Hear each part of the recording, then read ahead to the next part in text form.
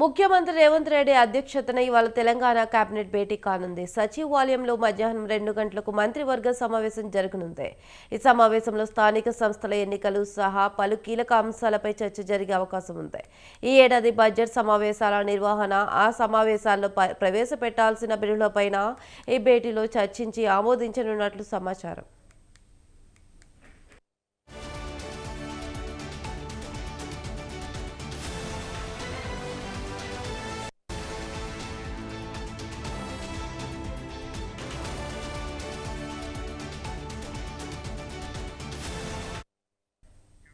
దాదాపు 35 అంశాలపై మంత్రి మండలి చర్చించనున్నట్టు తెలిసిందే. ఎస్సీ వర్గీకరణ 42% రిజర్వేషన్లపై paper, future city development authority, Yadadri temple board, HMDA act, tourism policy, mining policy, Bhubharati మార్గదర్శకాలు, బీర్ల ధర పెంచిన విషయం మీద ఎక్సైజ్ శాఖ నోట్, ఎండోవ్మెంట్ యాక్ట్ సవరణ వంటి అంశాలను కేబినెట్ భేటీలో చర్చించనున్నట్టు సమాచారం.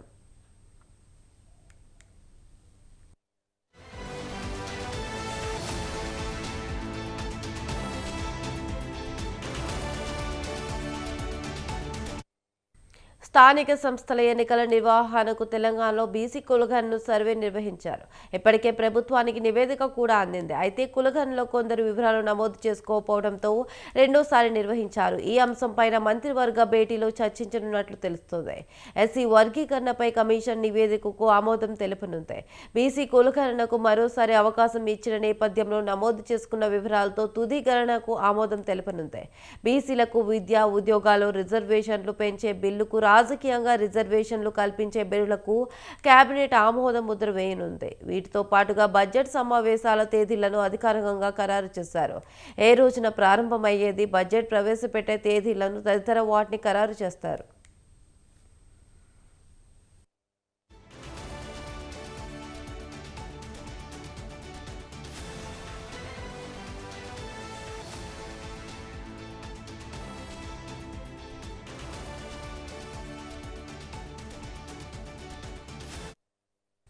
అసెంబ్లీ బడ్జెట్ సమావేశాల ప్రారంభం రోజున ఉభయ సభలను ఉద్దేశించి ప్రసంగించే గవర్నర్ ప్రసంగానికి కేబినెట్ ఆమోద ముద్ర వేయనుంది. దీంతో పాటుగా టూరిజం పాలసీకి ఆమోదం తెలుపనుంది. వివిధ శాఖలకు సంబంధించిన కొత్త పోస్టులు క్రియేట్ చేయడం, వాటికి ఆమోదించనుంది. మరికొన్ని అంశాలకు ఆమోద ముద్ర వేయనుంది.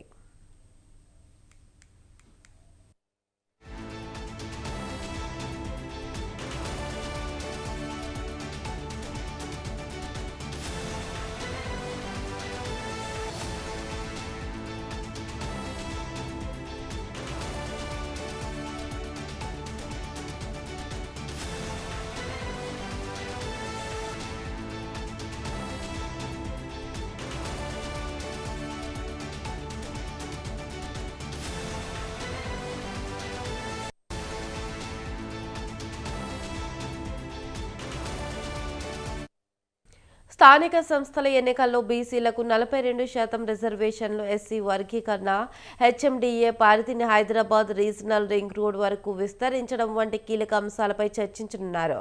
ఇందిరా మహిళా శక్తిని బలోపేతం చేయడంపై రేవంత్ సర్కార్ దృష్టి పెట్టింది. ఇటీవల స్వయం సహాయక సంఘాలకు పెట్రోల్ పంపులను సైతం కేటాయించింది. తెలంగాణ ఆర్టీసీ అద్దె బస్సుల్లో ఓనర్లుగా మహిళా సంఘాలకు అవకాశం ఇవ్వడం వంటి కార్యక్రమాలను కూడా అమల్లోకి తీసుకొచ్చింది. వీటితో పాటు మరికొన్ని కార్యక్రమాలను ఇందిరా మహిళా శక్తి పథకం ద్వారా అమలు చేయడం పైన కేబినెట్ భేటీలో చర్చించనున్నట్లు తెలిసిందే.